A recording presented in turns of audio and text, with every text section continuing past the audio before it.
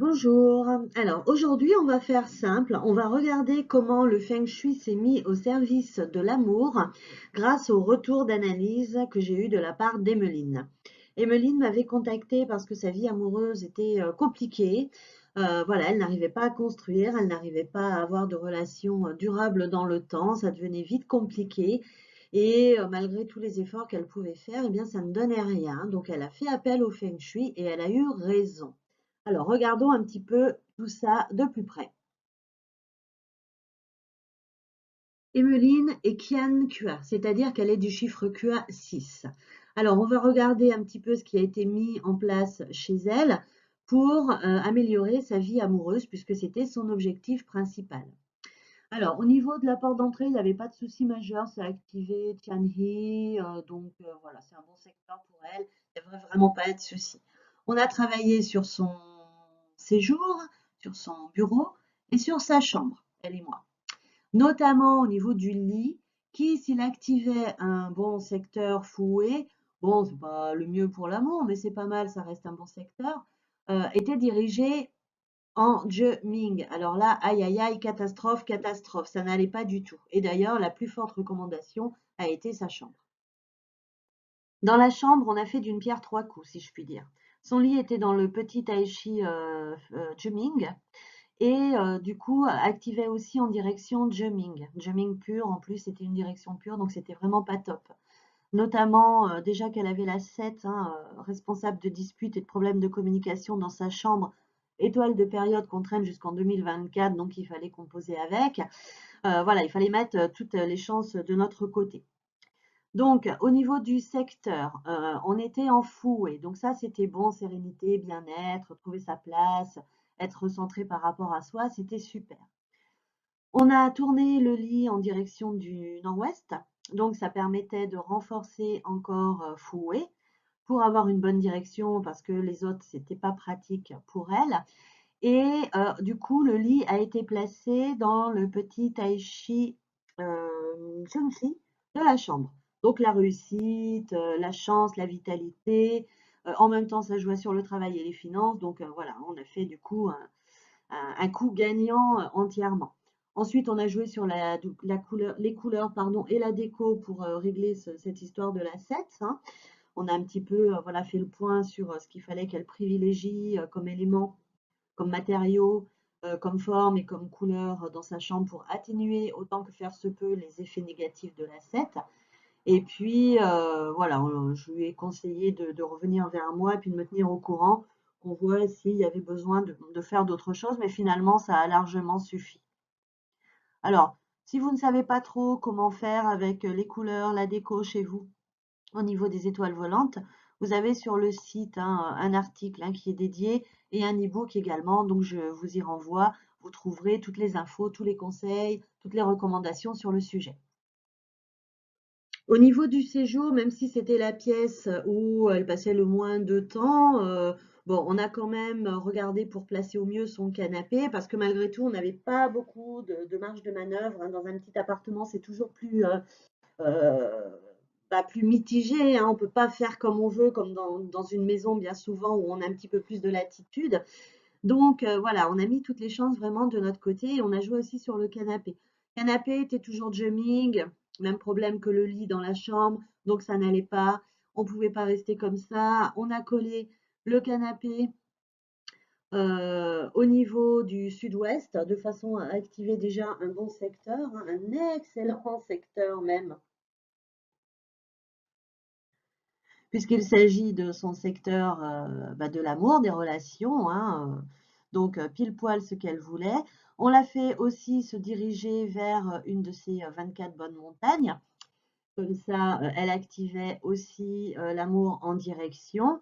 Et puis, elle a pu récupérer l'étoile 8 du petit tai chi qui était du coup activé, qu'on a renforcé avec la déco dans son petit coin salon et tous les bénéfices de la 8. La 8, c'est quand même l'empereur en place, c'est la meilleure des étoiles, donc on n'allait certainement pas s'en priver. Alors, attention, je parle bien de l'étoile du petit tai chi et pas de l'étoile de la pièce, hein, ici. C'est pour ça que le fait aussi de décaler son canapé dans le petit secteur bénéfique de l'amour avait un double effet et un double impact positif. Et ça, on s'en est pas privé, vous pensez bien. Donc, la pièce bureau était trop petite hein, pour faire une chambre, hein, pour le lit. Mais son bureau était mal placé, hein, donc ça n'allait pas. Il avait une mauvaise direction, enfin on n'avait rien du tout qui allait, hein. Donc on a décalé enfoué son bureau et dirigé vers une de ces directions Yannan, hein. C'est une de ces 24 montagnes. Donc là aussi, vous avez largement de quoi connaître vos 24 bonnes montagnes. Enfin, les 24 bonnes. Les 24 montagnes et trouver les bonnes, hein, sachant qu'il y a un groupe qui est un petit peu privilégié par rapport à l'autre, mais bon, ça c'est comme ça, on n'y peut rien. Mais de façon à connaître exactement où sont vos bonnes directions et savoir comment vous placer. Parce que vous pouvez être placé dans un bon secteur, ça c'est déjà bien, mais si vous êtes à côté dirigé dans une mauvaise direction, bah, vous pouvez annuler tous les bons effets du secteur que vous avez, voire vous créer plus d'embêtements que de bons résultats. Donc, ça serait quand même dommage. Donc, les secteurs, c'est un premier pas, c'est super, mais derrière, on poursuit, on lâche rien et on continue avec les directions, les 24 montagnes. Donc, on a fait se placer vers une bonne direction, hein, une direction Yannan, hein, sentimentale, relationnelle, puisque c'était quand même son objectif premier. Après, au niveau des étoiles, ça allait, il n'y avait pas de souci particulier. Quelques petites recommandations de déco pour activer tout ça, pour renforcer les bienfaits et pour accélérer un petit peu le mouvement. Et hop, ni une ni deux, le tour était joué. Alors, vous voyez, il n'y a pas besoin de tout casser dans le feng shui. Il n'y a pas besoin de faire des travaux de dingue, il n'y a pas besoin de changer sa déco, il n'y a pas besoin de faire je ne sais quoi, de déménager ou que sais-je. Ça peut arriver dans des cas extrêmes où effectivement il y a très très peu de solutions et où le logement est tellement négatif qu'on n'arrive pas à faire quoi que ce soit, ou du moins qu'on n'arrive pas à compenser tout le négatif qui prédomine et qui ne peut pas faire autrement que prédominer parce qu'on n'a pas assez de points pour agir. Mais ça reste rare, très très rare. Et même dans un petit appartement, le feng shui peut agir, peut faire ses effets. Vous voyez, ici, on a eu besoin de quoi? De décaler un canapé, de changer le sens du bureau, de le déplacer dans la pièce et de tourner le lit de 90 degrés. Bon, c'est pas la mer à boire, hein. Après, un petit peu de déco par-ci et par-là. Alors, quand je parle de déco, c'est pas forcément repeindre, etc., etc., hein. La déco, c'est quoi? C'est tiens, j'ai 4 plantes dans mon salon, elles sont pas forcément à la bonne place. Bon, bah, j'en laisse une parce que j'ai envie de me faire plaisir. Et puis, tiens, je vais en mettre une ici, une là. Ça va être, tiens, tel bibelot, tel vase, tel cadre, euh, tel Bouddha, telle lampe, tel ce que vous voulez, est à tel endroit, ben, il serait mieux là, parce que dans telle pièce, j'ai besoin de métal. Ah, bah tiens, ça tombe bien, j'ai un grand plat en métal là, qui me sert un petit peu de vide-poche, je peux le mettre ici. Tiens, mon vase qui est en céramique, par exemple, donc terre, et qui est ocre, encore l'élémentaire, bah tiens, il irait bien dans, par exemple, dans mon bureau, parce que j'ai besoin de terre.